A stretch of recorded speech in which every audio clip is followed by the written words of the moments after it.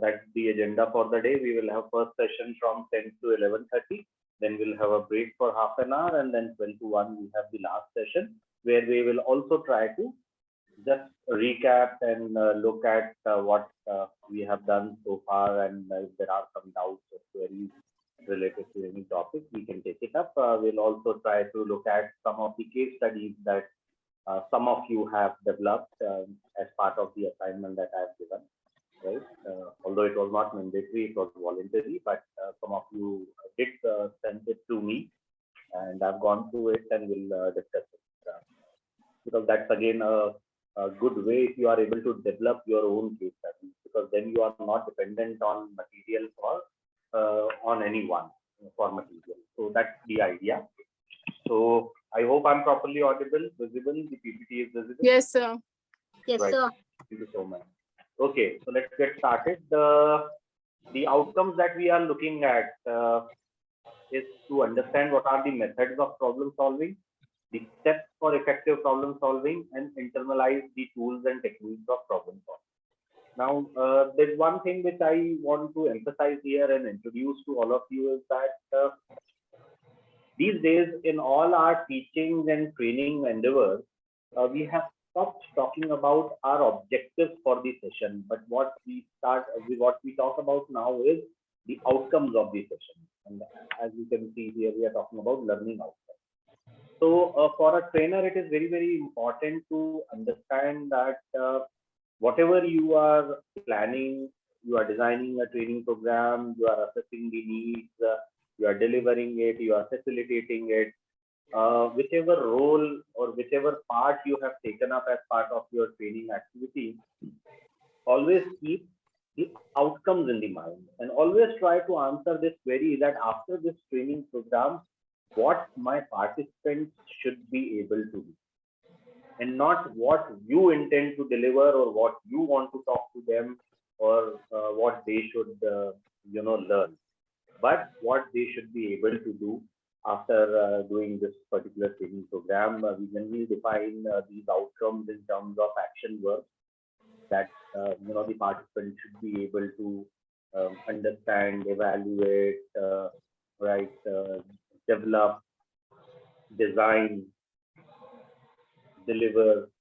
These kind of action work we look at in terms of the outcomes that we are expecting from these sessions, right?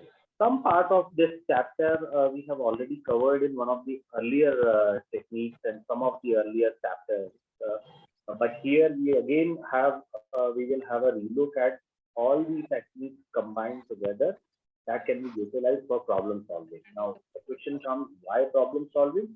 I believe we all exist in our organization to solve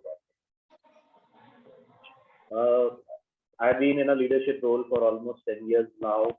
Many of you are in similar roles, and you will realize that 80% of your time actually goes in, understanding the problems and solving problems. Every day you reach office, you start your day, and then there is a new problem, there is a new challenge, there is a new difficulty. And typically managers or leaders, they are hired to solve problems because problems are bound to be there. Very rare and very difficult to see, a company or a country or an economy without a problem. And we have seen it very closely, interestingly, in last few months in terms of the geopolitical situation all over the world. So even countries, UK can have a problem, right?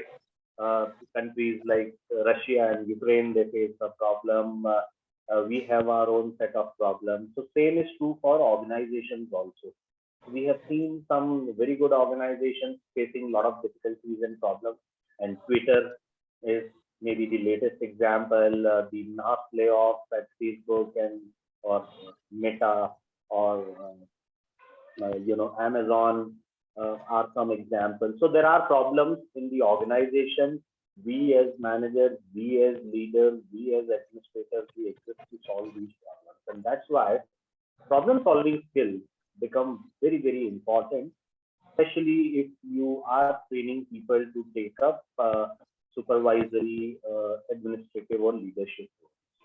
Okay, so moving forward, uh, I think I already explained it that what is the importance of problem solving. It is required in the workplace and are almost a prerequisite in today's challenging global work environment. It requires multitasking.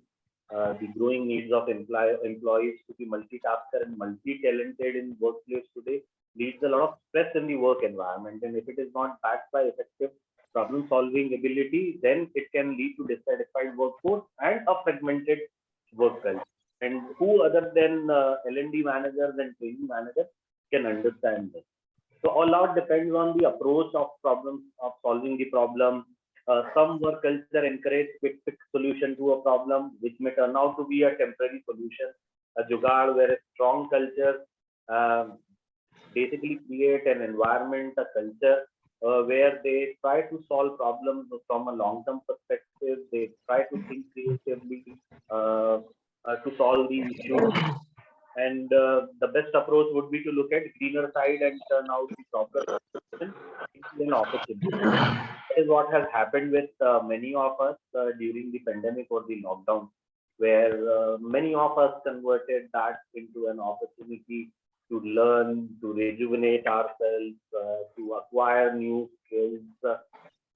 Many could find a new job also. And that's the reason, as you all know, that post pandemic or lockdown, there was the great resignation wave.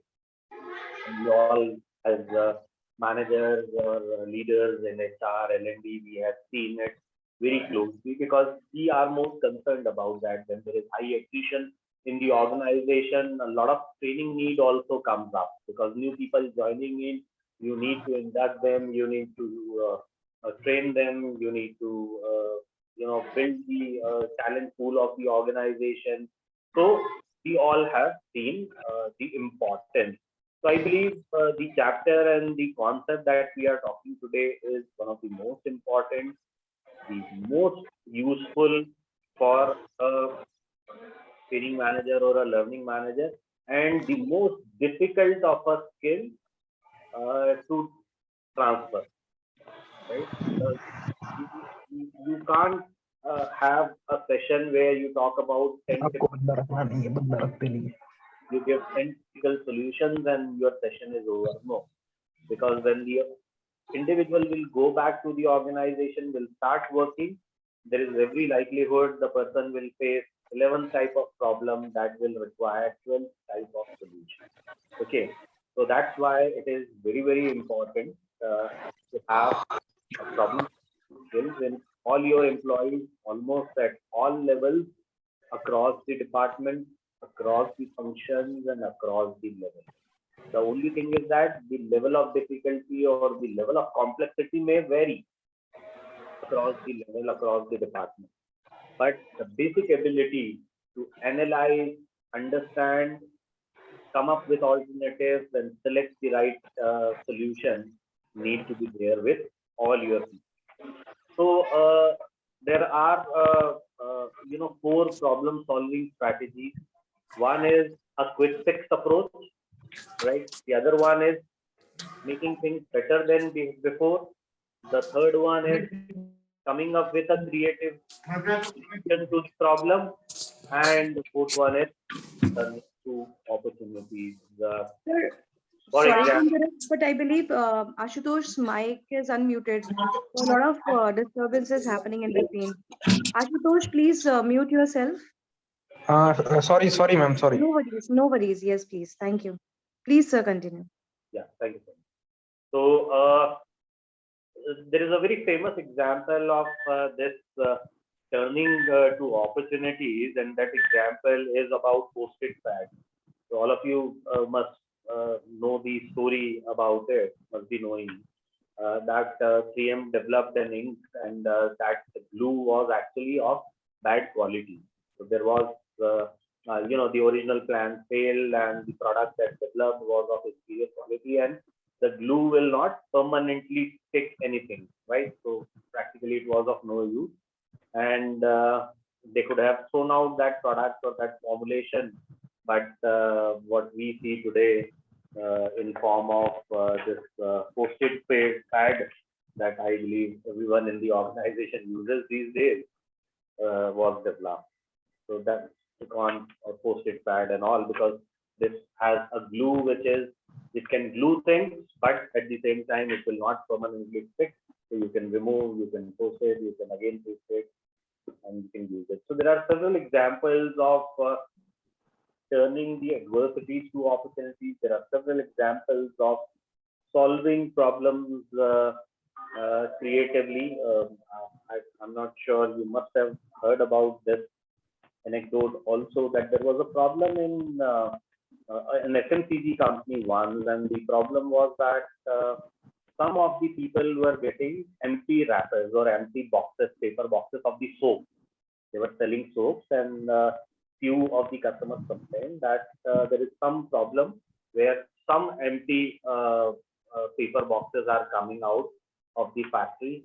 Now it was a big deal. So one of the solution was suggested by the R&D people was to put up the infrared and sensors and weighing machines, and a lot of things were happening. But at the same time, one of the youngsters, he came up with a very efficient solution, and he said, okay, let's have a fan in front of the assembly line where the final wrappers go out. So this was a solution which costed 700 rupees. The other solutions were costing 8 to 10 crore rupees, because if there is an empty wrapper coming out because of some problem, obviously we will work out on that problem on a long-term basis. Why is it happening, or what is the cause? Because all these machines are automatic and soaps are inserted automatically. The packing is done of the wrapper. But by placing a fan in, just at the last stage of the assembly line, will throw out or blow out the empty wrapper, and all the soaps that will finally get packed in the cartons will be with the soaps only.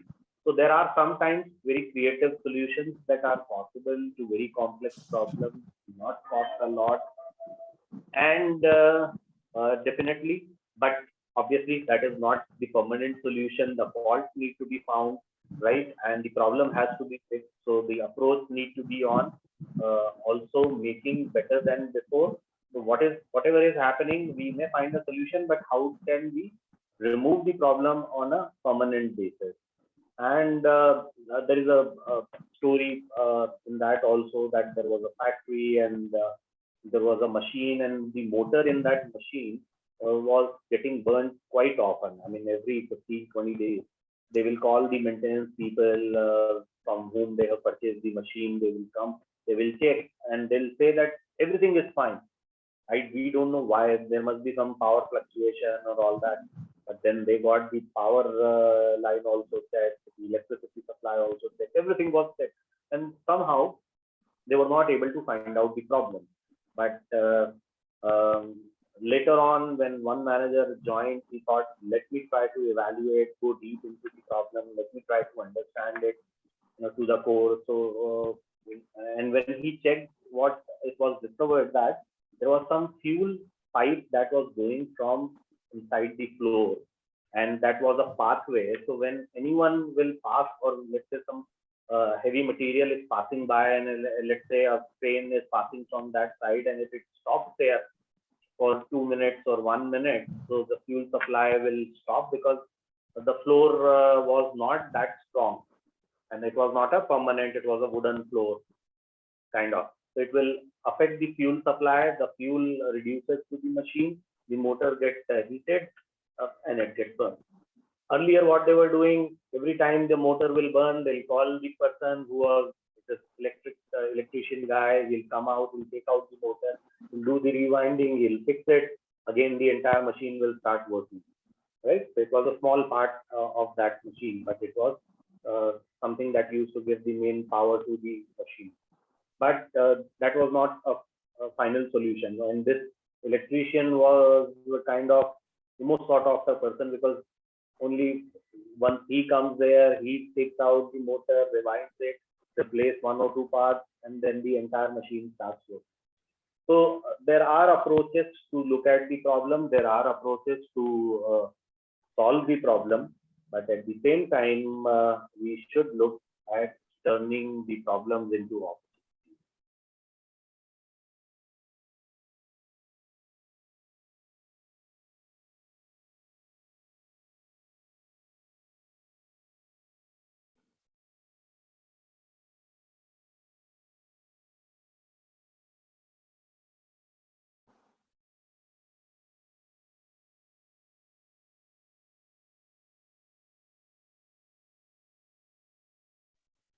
Are you there, sir? We don't hear you.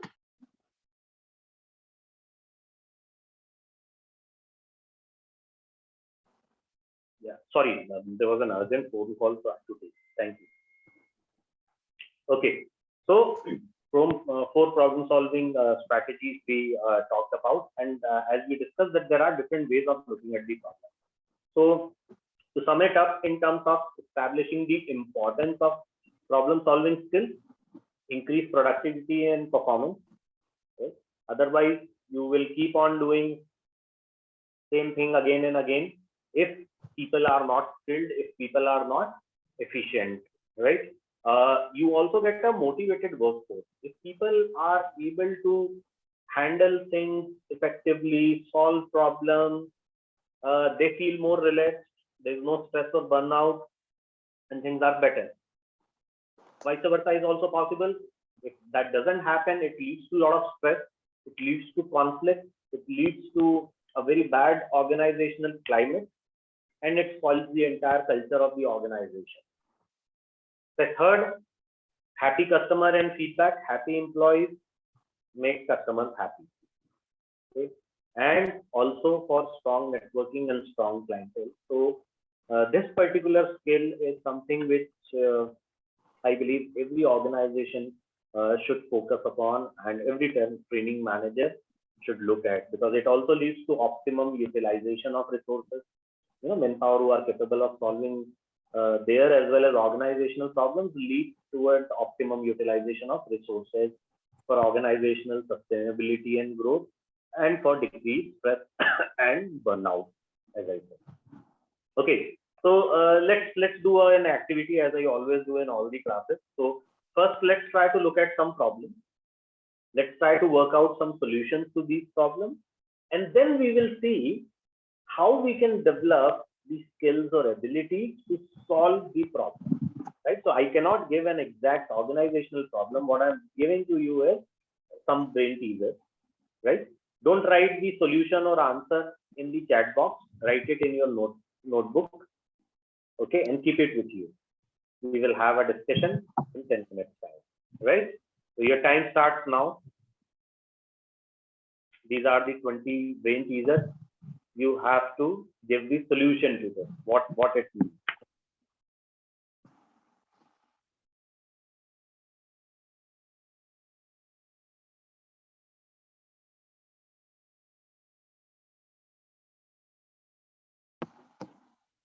Right? Understood by everyone? Everyone is with me?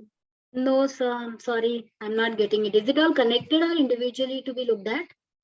Individually, number one, there are 20 brain teasers. We are doing the chapter of problem solving skills. I am giving some problems to you to solve. We will have solution to these problems, and then we will understand what is the process to develop problem solving. Got the point? It's more to do with association with any organizational problem, is it?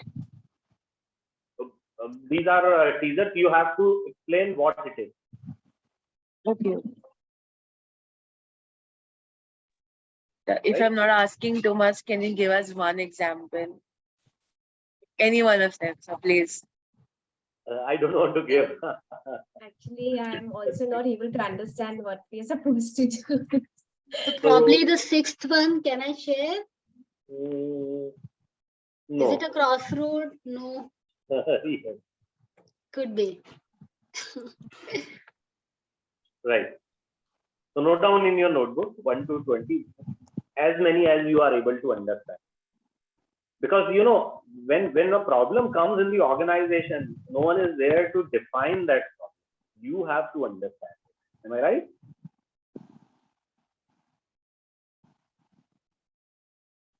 And the most difficult part is to understand the problem. If you have done that, 50% job is done. So 20 brain teasers, 10 minutes, 30 seconds for everything, every brain teaser. Go ahead.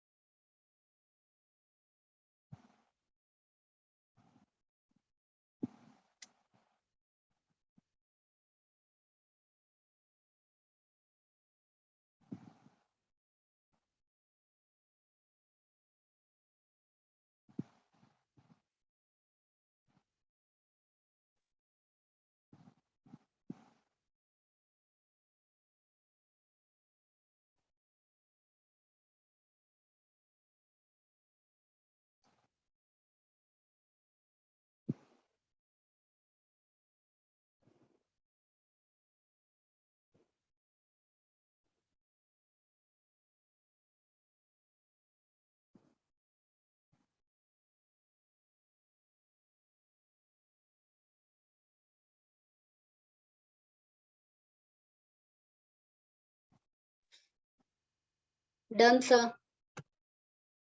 Done, sir. Done. Good, good. Let's wait for others to complete.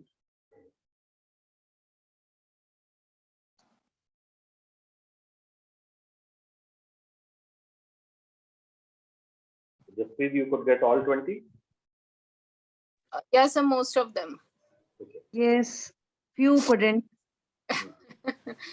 A few could.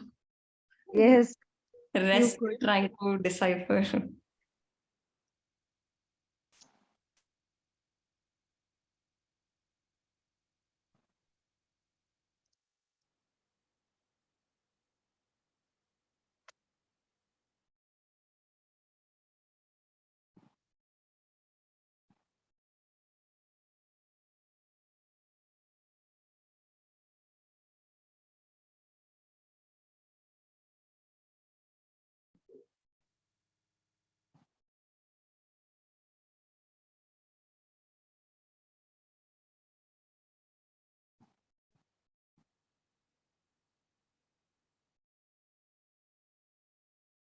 Maybe last 1 minute for everyone.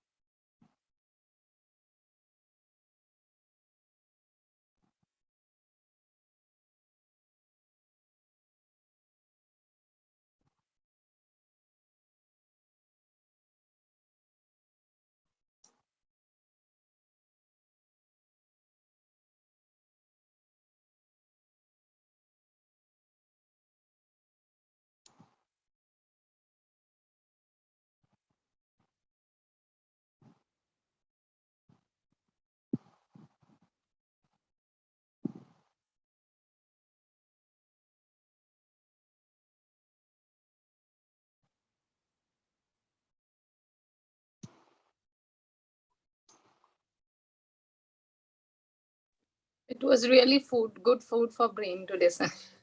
So awesome, sir. Thank you. Seriously, sir, it was really good. Okay, so let's get started then. I'll say anyone who got all 20 will get opportunity first. Anyone? Okay, 19 will go in the reverse sequence. Yes, sir. I got it. Sir, I 19. also got Backward glance. No, I'm not talking about the 19th number. I'm Okay, talking all about 19. the one who could get 19 out of these 20. So I got 10. Sir, I got 18. I got 18 here. Same. Kavita. Okay, right. I So, also got 18, sir. okay, good. Making sense. Anyone else with 10 above? The thumbs up. Those who are 10 above. Yes, sir. So 10. Sir, I got 10.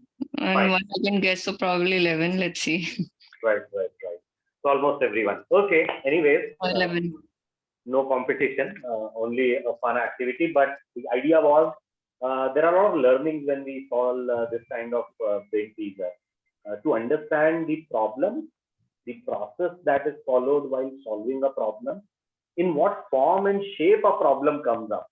It is almost like this, because what we see as a problem, often that is not the actual problem, and something else turns out to be as the main reason. That is the point that I wanted to communicate through this. So let's start with the first one. Anyone? Sir, may I just brief? Yes. So then, Amrita, after just please, sir, me. Okay. Right. First Yes. one is sandbox. Okay. yes. Second one, Kavita, you said? Man overboard. Man on board, maybe. No, man overboard. Man on board, actually. That's a term, no? Man on Yeah, board. man on board. Yeah. Right. Man on board. Okay. Third one, Nilanjan. Sir, I understand. Sorry. Sir, I believe it is standy for advertisement. So it is I understand, No, Shipra. what Dr. Shipra said. Yes, I yes. understand. It is, let's see, I is mentioned understand में ना, तो I Right. नीचे I है, stand understand. ऊपर है, तो it's like I is over. Understand, right. I Under the understand. stand. Yeah.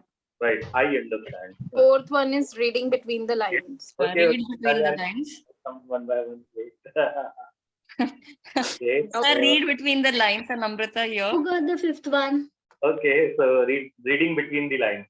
Yeah, I think it's reading. read between the lines, ना, but ing का मेरे को समझ नहीं आया, तो reading between the lines. Okay. Reading Yeah. between, Reading always between the lines. reading between the lines.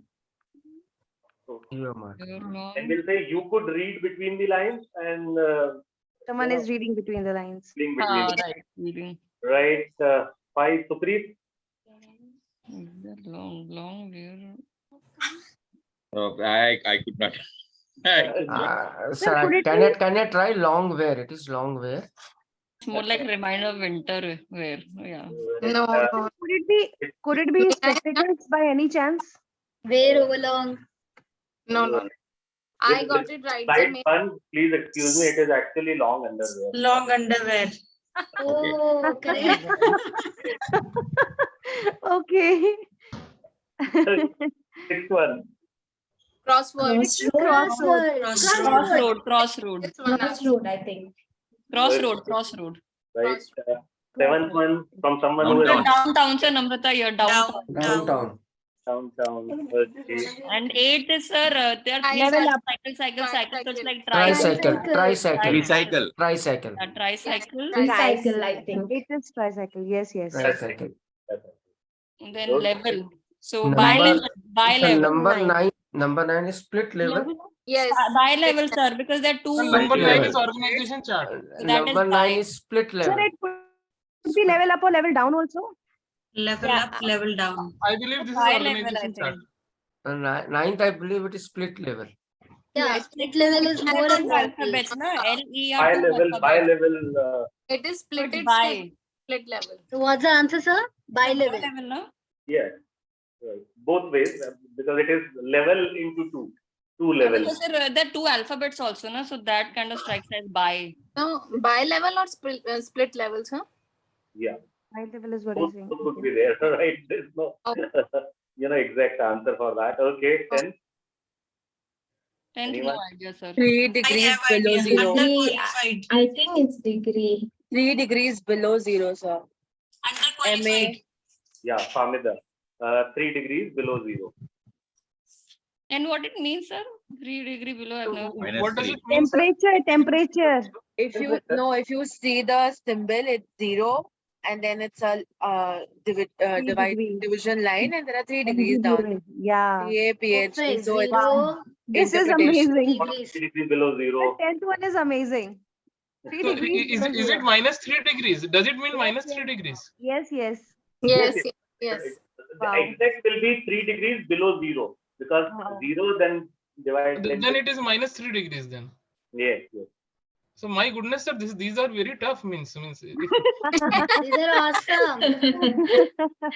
But very intriguing, no doubt. Very intriguing, sir. Okay, 11th one. Anyone? Neon lights. Neon lights. Neon Neon lights. Yeah. Neon lights. Neon What light. it means? What Neon it light. means? नंतर त्यांची गाडी आली तर तुम्हाला नंतर problem येणार Neon board. Tanvi, त्यांची please. मोठी आहे ना तुम्हीच गेल्या वेळेला बोललेलं Tanvi. पण ते माझ्या पाठी लावणार आहेत नंतर मग येताना तुम्हाला प्रॉब्लेम येणार Tanvi. Mute करा please. Tanvi, mute yourself. तेच तुम्ही सांगते mute मी करा, तुम्हाला त्यांची गाडी आली तुम्ही आपल्याला म्यूट करा. Right. Is it Tanvi? So what is Right. neon light? That expression? Yes, neon light. Neon glow sign boards you would have Acha, seen. Yes, neon light. Neon. Oh, okay. Phonetic. Oh, It's a neon. phonetic. Okay. Oh, okay. Okay. Yes. 2, 3, 4. So 12, no idea, sir. The circle under the Some eyes. binary code. That circle under the eyes. The top Yes. two are Yes, eyes. maybe. 1100. Was Shipra was there, right? No Circle- circles That under was the Hamida. Circles below eyes. Yes. My goodness. What is it, sir? Circle below eyes. Below Eyes eyes. now hai. Acha. Circle below eye. The rounds. Right. Generally, we talk about dark circles and all. Dark eye. Yeah, dark circle.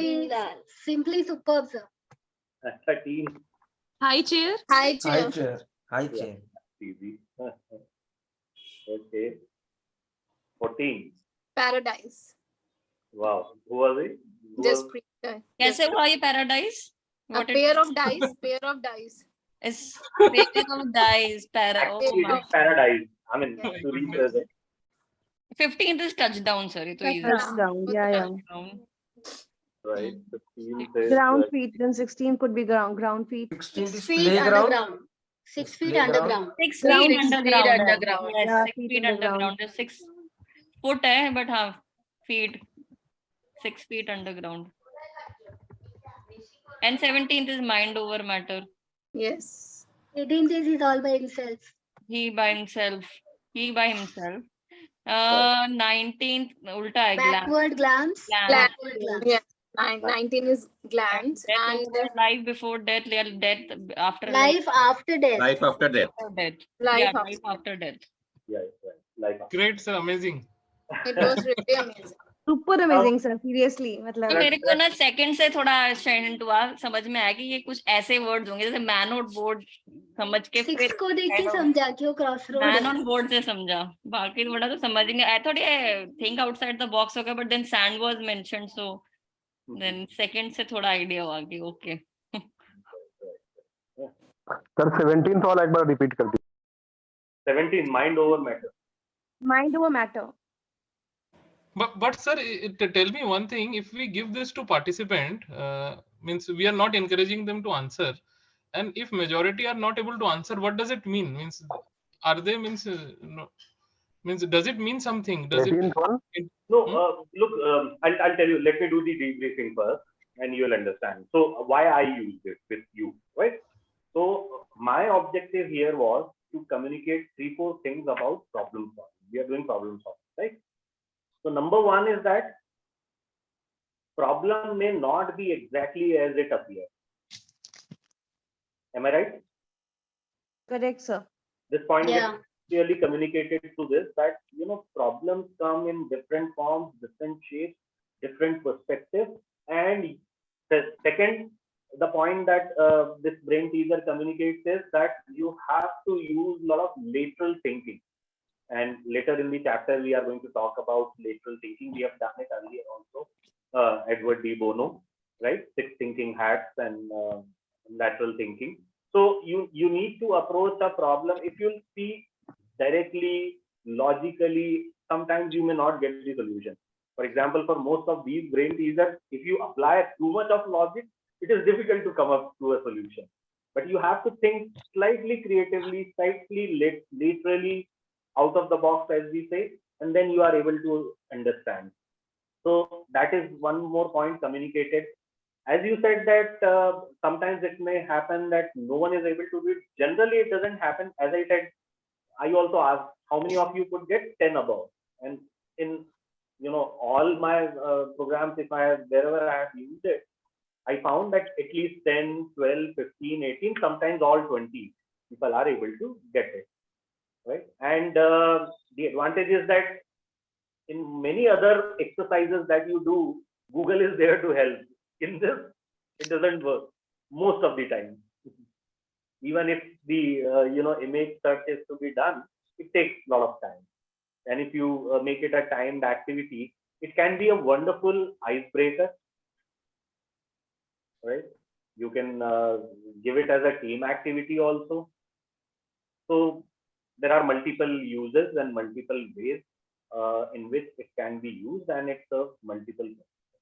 Here, my objective was to tell you how problem solving happens, what kind of problems come in the organization, how you need to see them from different perspectives, right? How you need to think laterally, how you need to think out of the box, and very popular these days where we are talking about a design thinking approach, right? Many organizations today are doing programs on design thinking. So this also actually leads to some kind of creativity. I mean, you can use it other way around also, that okay, you have seen this 20, now design such 20 puzzles. And then you are actually doing design thinking, lateral thinking, creativity exercise also. Right? Excuse me, will you please explain first number, sir? I am not getting first number, sir. Sandbox. Sandbox generally, there's no specific meaning to it. The sandbox, kids often play with sandbox. Thank you, sir. Thank you. Sir, one a bit deviated question is when we talk of design thinking, okay, and we always use it in the professional life when it comes to training. Now, a thought always crossed my mind is why can't we have sessions on design thinking on personal problem solving approaches? Does it already happen somewhere? Because I tried sorting out videos, I actually could not. So Okay. So, but So, it can be done. It is an approach, so we are talking about, like this chapter also, we are talking about problem solving skills. Here, our objective is not to understand 10 problems and find 10 solutions to it. Here, our objective is that how we develop that skill, how we develop that ability, how we develop that mindset to look at things in a different manner and come up with a solution. And most of the time, when we talk about problem solving, in initial part, I also said that it leads to a lot of conflict in the organization. देखो जब ठीक चलता है, जब team जीत रही होती है तो सब साथ में हो, जैसे ही टीम हार जाती है तो फिर सूर्या ने ऐसा नहीं किया और उसने बॉल ऐसी नहीं करी और इनका कोऑर्डिनेशन नहीं है और इनका टीम वर्क नहीं है, problem start. So problem solving as a skill, if it is there, and it automatically comes with a lot of emotional competence or emotional intelligence. Because if you have that, so if what you are talking about is basically combining that emotional skill with IQ and approaching a problem with a combination of that, which in fact you will have to. If you lose your temper, the problem will get worse. It will not be solved.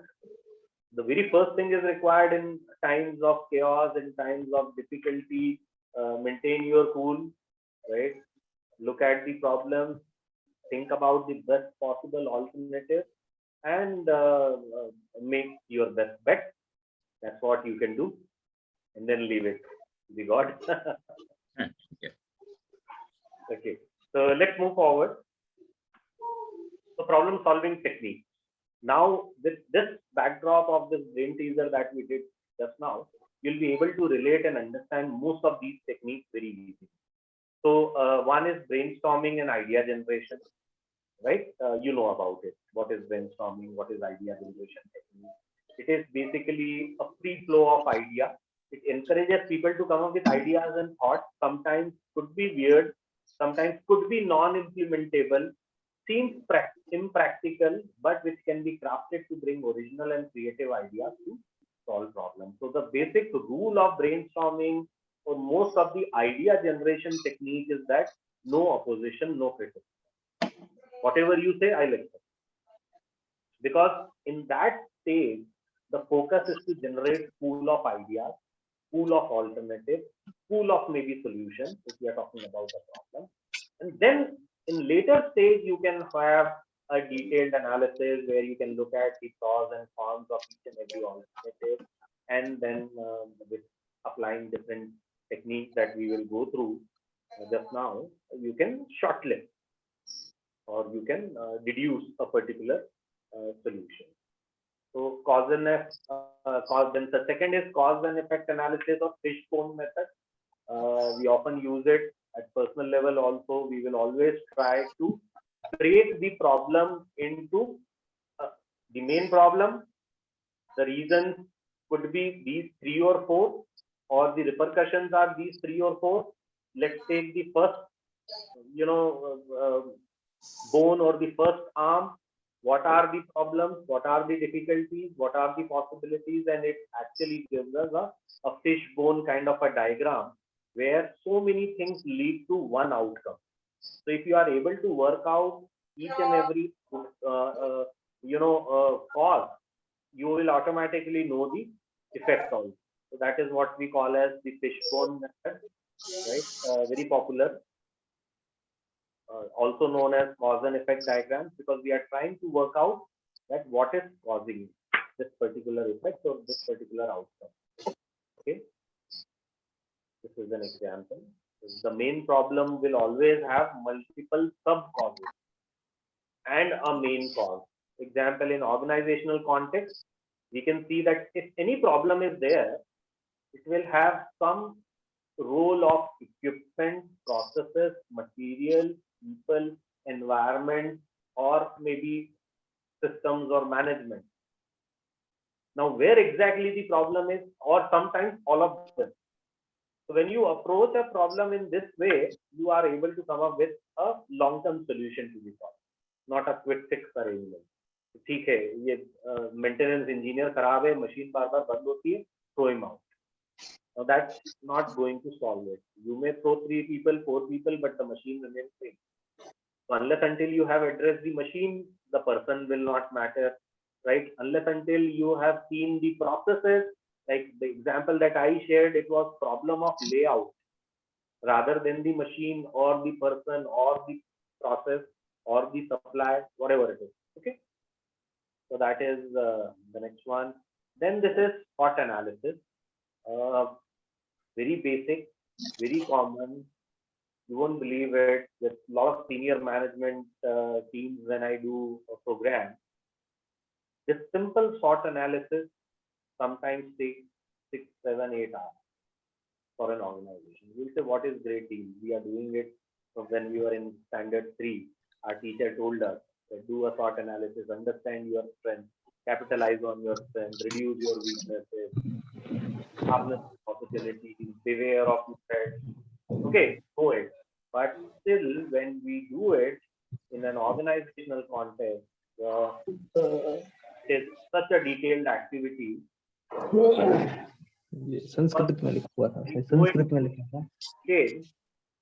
Find out that there are several ways of looking at SWOT analysis. What is we can broadly classify these into 2. These are always internal to the organization. Right? Strengths and weaknesses are always internal to the organization. Opportunities and threats are always external to the organization. Now, what is internal? Characteristics of a business which give it advantage over your competitor is strength. Characteristics which makes it disadvantageous relative to the competitor. Always remember, strengths and weaknesses are always your own internal. It is with you. You can work on it. Opportunities and threats are external, often not in your control. You can only manage it. You can control it, but you cannot change it. So elements in a company's external environment that allow it to formulate and implement strategies to increase profitability, element in the environment that could endanger the integrity and profitability of the business, right? That, for example, when we have to work out detailed SWOT analysis, in strength, we will try to consider the factors that are positive aspects which need to be capitalized, something that we can do very well today that could help us gain fast traction with skills, resources, knowledge already in place. A weakness is negative aspects need to be mitigated or removed over a period of time. What are the areas that are holding us back that should be removed or improved upon with the right energy and effort? There is enough scope of improvement for these issues. Opportunities are positive aspects and are potential areas to be pursued or invested in. These could include technology, relaxing regulations, elimination of trade barriers. So what, as an organization, we can't do much about it. Then why we want to analyze it? I've written, we do not have control over these issues. We can lobby, we can be part of associations, we can, influence the lawmakers, we can make representations. That we have seen when GST was being implemented. So several industries, there were several rounds. It took almost 3 years of negotiation to finalize the draft. So that is where, as an opportunity, where we can influence. That's how we can have the policies in our favor. And threats are negative aspects which we have to be, which have to be thought upon. Also, make necessary plans and strategies to face them in some future threat and have a plan B in hand ready. So when we know, Murphy's law, if things can go wrong, things will go wrong. So you have to prepare for the worst. And that is what understanding the threats, the possibilities, the backup plan, the plan B, the emergency plan, that has to be kept ready. And that's how you address the threats. Then there is an approach which we call as collaborative problem solving approach, which we also call as team purpose analysis. So Alexander Hancock's collaborative problem solving technique as a system thinking approach is also one very appreciated approach, followed at workplaces for problem solving, especially at group level. So participants in collaborative problem solving approach spend most of their workshop time in coaching and feedback. What happens is that you make a team, and this team looks at the problem, because individually often we are stuck up. If I tell you that if I would have given that brain teaser exercise as a group, there was 100% result. There is always 100%. Very rarely it has happened that if 5 people work together on those problems, they are not able to come up with a solution, because someone will get some. Because most of those brain teasers relate to perception, thinking differently. So everyone has one's own bent of mind, one's own thought process, one's own way of looking at things. And when 5 different perspectives meet, end of the day, you get solution to almost all. Yeah, number 5. So collaborative and that first one, brainstorming, what is the difference then? Okay, look, in brainstorming, you are not working as a team.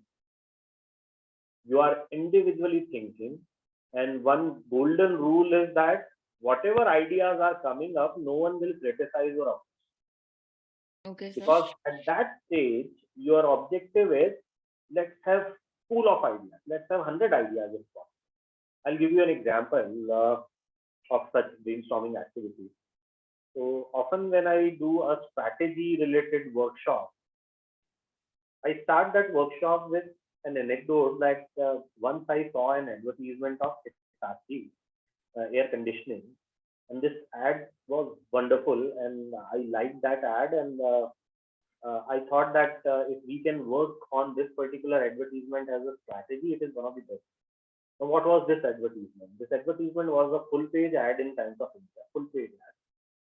Only one line written at the top, no picture, no model, no celebrity, nothing. 100 reasons why to buy AC from us. Okay, 100 reasons why to buy AC from us. Right? Language might be slightly here and there, but the essence was that. And then they have actually listed 100 reasons. And I thought, wow, if an organization can think about 100 reasons why their product is good, no one can beat that. And from that day onward, in all my strategy workshops, strategic planning workshops, I included this activity that let's try to develop through this SWOT analysis itself, if possible, can we think about 5-way reach? So when there are 40 participants and then they think about 5 ways, and often and I start writing on the board. And by the time I come to the last participant, generally there are 100 items. There will be some repetition, but even if there is a repetition, sometimes there is a different perspective. And I try to note down only the exclusive ideas, I mean, something which is not exclusive. And that this exercise takes 2-3 hours of time, but after 3 hours, they themselves say that, sir, even we never thought that we have so many good things in our organization. This is the first time that we have that we have 100 things. Now, this is an example of a brainstorm. What we are doing, we are not criticizing. If first one person says first thing and you say, no, how can it be strength? Yeah, it is a weakness. Gone. The entire exercise fails. That's first. How team purpose analysis or collaborative problem solving is when you work as a team on a problem and you make 4-5 different teams. When we are talking about a team, we don't say 40 people as a team. For us, a team or a group, typically for a discussion and all, will be 5 to 6 maximum. And there can be 5 teams, there can be 6 teams. And then they talk to each other, they counsel it. And it is not only a problem solving activity, it is a great training exercise also, because when people work on a problem in a team, they develop a special bonding. We do that using a lot of case studies also. So that is also, I hope I could solve your query. Yes, sir, I got it. Thank you. Okay, so then another approach is total, partial, none, TPN analysis. What is that? So the stepwise method for TPN analysis is determine the problem.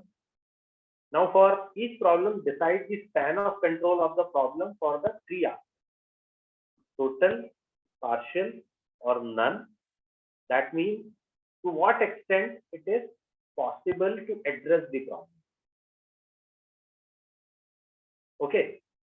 If you, as a team, you are given a problem, and at the first instance itself, you say as a group that there is nothing that we can do about it. This problem is of the management. Then there is no point in addressing it. Okay. So better is whenever you have a problem, just try to analyze that to what extent you have control over this issue or that problem, or you have a role to play in that. Total, partial, or maybe none. If it is none, don't go for it, right? It is better to address that it doesn't come in our span of control. If you have span of control, you can have some impact, you can contribute to it, go ahead with solving the problem. So it is basically to evaluate, I read somewhere, choose your battles wisely. Okay. It is very important. Very much applicable between spouses, sir. Right, applicable everywhere in the organization. You have to decide कि लड़ाई करना है या नहीं करना है, whether it is worth fighting also or not. So that's on the lighter side, but yes, in context to a problem, it is very, very important to assess a problem that to what extent we can control or we can influence it. है ना? जैसे to give an example, the India's approach on Ukraine-Russia issue has been very, very balanced. Right? If they favor Ukraine, probably they'll get more sympathy in terms of geopolitical issues. If I talk about in terms of human rights, it appears to be right to be inside or or taking side or giving support to someone who is weak. But on the other side, Russia has been our traditional partner. We had best relations when there were Cold War going between US and Russia. They were the people who were with us because US traditionally supported Pakistan. They were never our allies. Right? So a very balanced approach. So now, if I have to address as a leader to what span of control I have over this issue, even if I favor Ukraine, can I do something about it? Am I going to get into a war because of that? Maybe not. If I totally support Russia, what control do I have? What benefit I have? Right? So I will be sidelined along with Russia. And that's where a balanced approach, that to what extent we have span of control. So we gave a lot of aid to Ukraine, but we kept on buying oil from Russia. Okay, now that was a balanced approach. Total, partial, none, basically to decide which problem to address. The next approach is called as PDCA, right, and also called as PDSA. The 4-step process can be explained as. Sorry to disturb you, sir. There's a second point for each problem. Decide the span of control: total, partial, and none. Right. Like if we don't have any control over the situation, what we should do? We should leave it. Like if it's in our organization, you should always, then you should not spend much time on that problem, and we should straight away tell that it doesn't relate to us. We don't have any span of control, right? There's no point in deliberating and discussing about it. So there is any approach to assess it, or it can be done on the basis of experience we have, like how we can categorize that I have total control, partial, or none? Look, most of these things come out of your SWOT analysis. So in SWOT analysis, when I was talking about opportunities and threats, if you can recollect, very clearly written, we do not have control over these. Right? So what happens from an organizational perspective, when we are looking at factors that relate to strengths and weaknesses, we can do something about it. These are internal to the organization. We make some changes in people, process, systems. We can do something.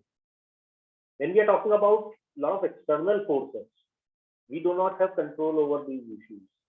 Then, the approach that we need to take towards that problem is look internally rather than talking about external factors, because we don't have control. We can only manage. It will be wise to very clearly say that at the most what we can do is we can make a representation to the government that don't increase GST on this from 5% to 18%. I mean, that's an example. You can't do anything about else other than that. And we can make a representation in our industry association that don't increase the GST so that they can lobby with the government. Because as an individual, you will not be heard. As a standalone company, you will not be heard. But when a FICCI or a CII or ASSOCHAM goes and talks to the government, they'll listen to it. So the approach becomes clear when we look at a problem from TPA analysis. Right? Does it make sense?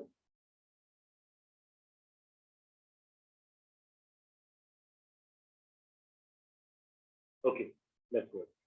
So another approach, PDCA. You can see many of these approaches are a lot of self-development exercises. We can follow all these methods in each and everything where we have to take a decision. Plan, do, check, and act. So plan for change as well as analyze and predict, right?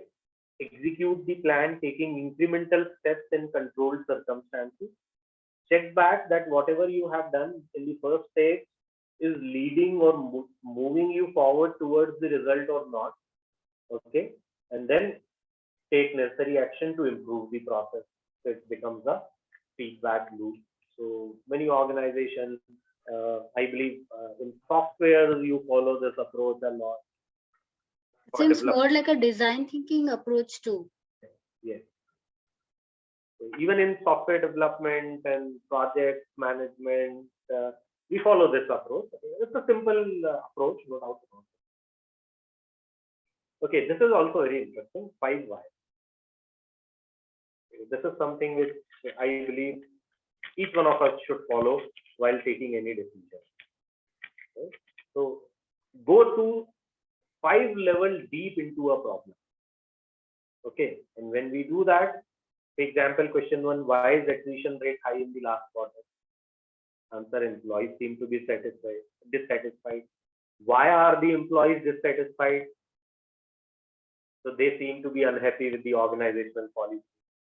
Which policy seem to be causing this dissatisfaction? The new inflexible arrangement related to timing which has been initiated in the last quarter. And you continue, right? That what specifically in inflexibility? Is it, a fixed timing of coming in or going out, or is it fixed duration of hours? So when you go to a problem at 5 levels, if you have answered 5 questions, you typically reach to the root cause. And if you know the root cause, it is easier to solve. Otherwise, organizations will do, 5 board meetings discussing attrition rate, but no solution comes up. And it happens in many organizations. Personally, all of you would have seen that. Whenever there is an attrition high, what you people are doing, why is it happening? You are not able to retain. People are not happy with you. People don't leave organization, they leave bosses. So you are not good as a leader. We get to hear all those things. But most of the times, people will not go to the root cause of the problem. Yeah, Manju. Yes, sir. I work freelancely for one of the pharmaceutical organization. There I learned these 5 whys. And they said that they can ask whys up to 5 times only at the time of inquiry or investigation. I couldn't know the answer that time, but I want to know why it is for 5 times only. Yeah, generally, very difficult. Very rarely it will happen that beyond 5 you will have to ask questions. But the idea here is that go deeper into the problem and try to get to the root cause of the problem. Otherwise, the very first slide that we have seen, one is a quick fix solution, but that will not solve the problem for one. Okay, attrition rate high, HR team, get on hiring. But sir, if I'm not wrong, we can go beyond 5 also. There is not such fixed things that we have to do only 5 by 5 by is the like deeper the we basic. go, the Yeah. deeper we go, closer we get to the truth Yes. or the root cause of it. So It 5 is depends on the symbolic. situation actually. Yes. Yes, sir. They said that up to 5 level, why to keep it so that investigator also should be deliberate with his questions, not continuously asking the same thing or why, because he know that he has the 5 chances. So he should be deliberate with his questions. Very true. And secondly, what happens if you are asking same question 2 times, it doesn't amount to 5. So if you are asking 5 exclusive questions, one after other, leading to the next one, then it is okay. Thank you. Okay. Then there is a decision matter. Yeah, Tanvi. Sir, in this 5-why approach, I believe we just need to ask why to every answer, if I'm not wrong.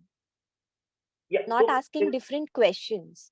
No, not different questions, but actually that why is that happening? So cause and effect primarily. So it could be what also and where Right. also. But what you are basically asking is why is it happening? Correct. So eventually it will not lead to duplication of questions because the answer every time the other party will give will be different. Yes. Right. Okay. Thank you. So the next one is the decision metrics, and decision metrics could be basically you can work on 2 or 3 different parameters simultaneously. Generally, when we talk about a problem, we have minimum 2-3 dimensions to it. One could be a process dimension, one could be a people dimension, okay, or one could be a financial angle, one could be a employee satisfaction angle. So there can be 2-3 different dimensions. So what you do in a decision metrics approach is you plot these 2 dimensions, take up a particular issue, and then you try to look at plotted that what is the ideal situation. If I place this difficulty and this solution, how it will affect people, how it will influence finance. Let's talk about attrition, and we are trying to find out a solution. So what are the solutions possible? One is attrition is high, you have to do a lot of hiring. So hiring, so how much manpower, what will be the training cost, what it is leading to. The second approach is that can I announce a 10% bonus? Okay, and reduce the attrition rather than hiring new people. Now, when I talk about that, then there are dimensions. So if I hire new people, what is my hiring cost? What is my training cost? If I announce 10% bonus, what is my financial outgo on that? Which one is better? What it is? If I give, should I give bonus selectively to high performers? Should I give it to everyone? If I give to high performers, they get satisfied, they stay back, but let's say these high performers are 10% only in the organization. And what happens is that the other 90% are further dissatisfied, leading to further increase in attrition. So when you look at a problem, you need to look at it from different perspectives, and you should try to look at it from what will be the resources that will be required, what will be the team, who will be the responsible person, and what is going to be the ultimate outcome, and then evaluate a particular problem or an alternative. Now we are moving towards alternative also. Okay. Then comes. Sir, can you explain that picture which you have shown in the last line? Right. This one? Yes, Yeah. sir. This is an approach. I've given an example that a problem will have 3-4 different angles to it. So when you have to take a decision, you can look at it from what kind of resources are required, how many people will be required, who will handle the responsibility, and based on that, you can take a particular decision. The ultimate decision was that whether I should, as an example, hire 50 new people or I give a 10% bonus.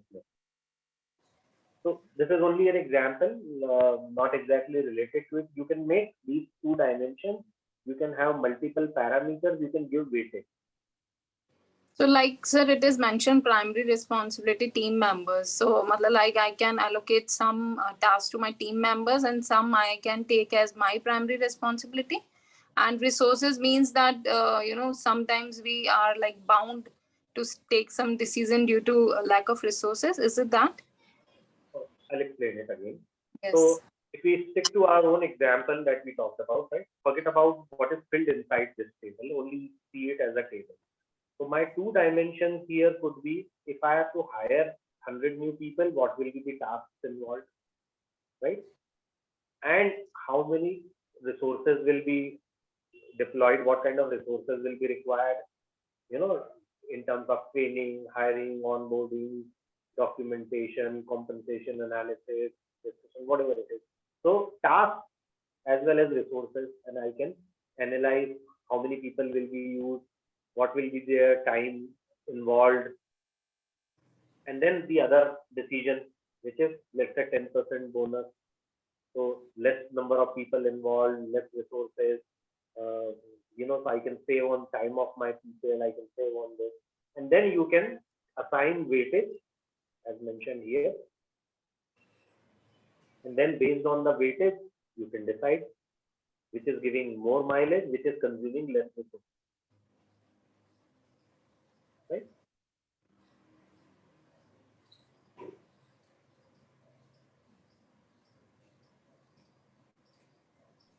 Since source is given in the figure, this figure is not exactly for the example that I have taken from your study. Right? Example I have taken my own. It's not in your. So for my example, there will be a new matrix that will be drawn. Okay, sir. Thank you. Then this one, the most famous that you all know about, Six Thinking Hats, right? Edward D. Bono, one of the must-read for managers.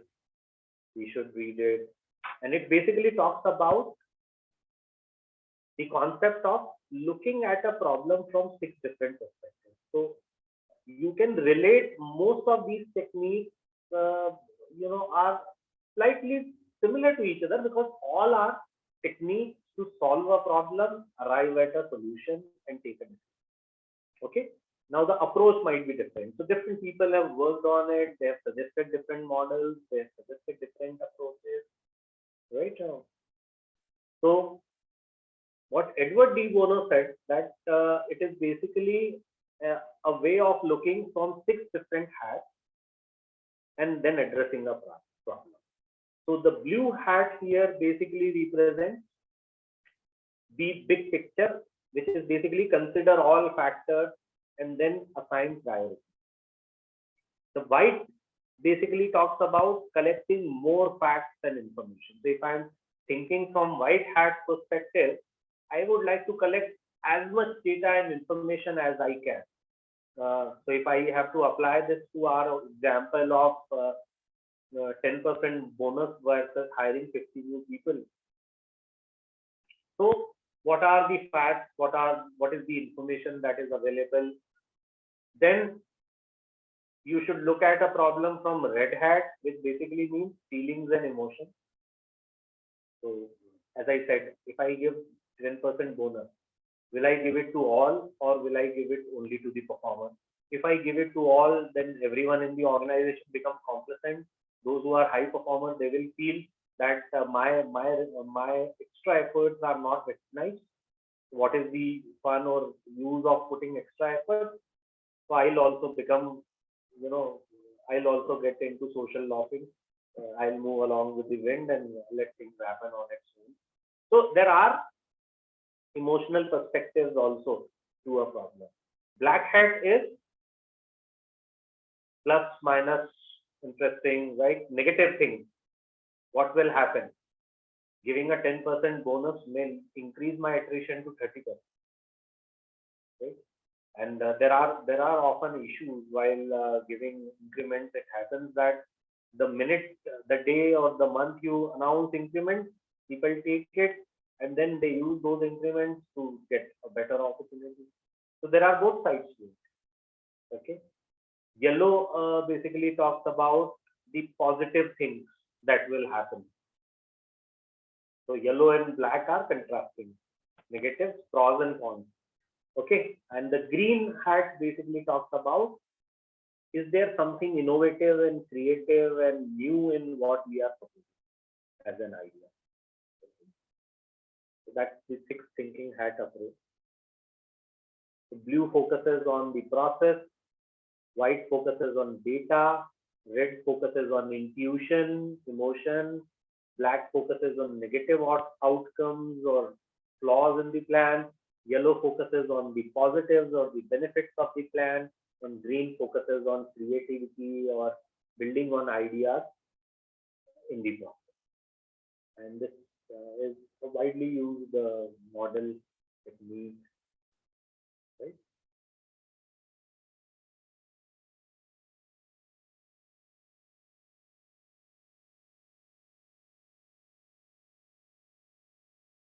So we come to the steps for effective problem solving at workplace. Obviously, it starts with,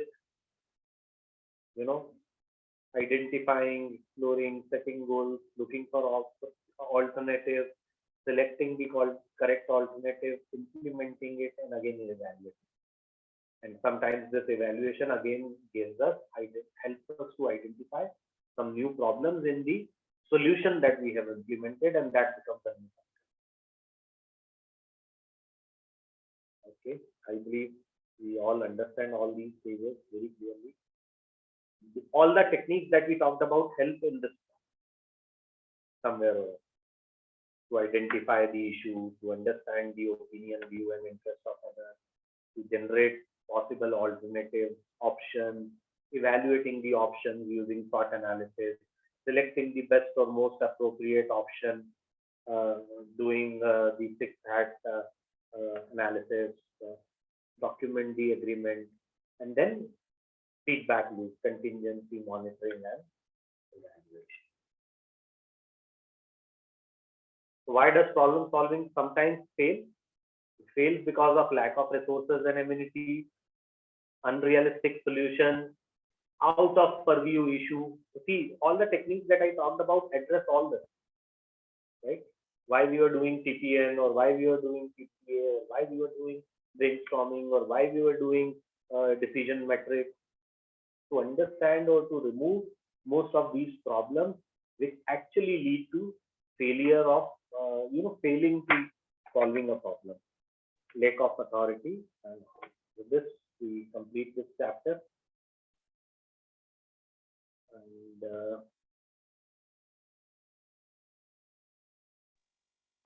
hello sir, I have a question. Please. Pati here. Sir, while going through this particular module today, I was just thinking that if I have to conduct this workshop with my backend team, how many hours or days do you think would it take to make them go through the entire module of problem solving skills, including the activities? Every technique that I talked about is 3 to 4 hour workshop. Oh, okay. All right. Example, if you look at the Bono that it's a complete book, Sorry? Edward D. Bono, Six Thinking Hats, Digital Thinking, if you're talking about, it's a complete book. Wow, okay. Manual, it's a book. Okay. So accordingly, when you design, prepare, so the full workshop of based on lateral thinking itself. SWOT analysis typically that I have done full day workshop, fully on SWOT, nothing else. Okay. So this is like a very vast topic. It would take more than 8 hours, I guess, 8 to 12 hours. Yeah. Yes. Okay, sir. Thank you.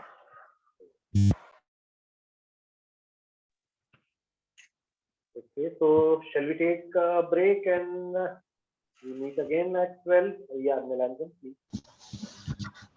Sir, actually, I read a book of Dale Carnegie, How to Stop Worrying and Start Living, in which there is a very famous story of Leon Simpkins, wherein that gentleman was, very kind of disturbed with his team, unnecessarily bothering him with lot of issues, and he used to go to various meetings, and every meeting was inconclusive. So then he one day logged himself, and he said that, I'm not going to get out of the room unless and until I have the solution to find the problem. And he came up with this, 4 unique questions, which is very, very interesting. The first is, what is the problem? Second question is, what is the cause of the problem? Third is, what are the 4 possible solutions to eradicate this problem? And the last one is, what is the best solution you recommend me? And then he requested all his, his secretary, that unless and until people come with the answer of these 4 questions, I'm not going to allocate my time. And once he allocated this in his office, 90% of his time, got reduced in unproductive meetings. So this is, and I have used this, sir, personally. What is the problem? What is the cause of the problem? 4 best solution to eradicate this problem, and what is the best solution? And I generally find that, in 75% of the time, I am able to do this. However, sir, whatever new techniques you have told, each and every one is very, very interesting. And I'm also going to read this new book, 6 Thinking Hats, which you have recommended. Thank you very much, sir. Thank you. Any other question? We still have 2-3 minutes.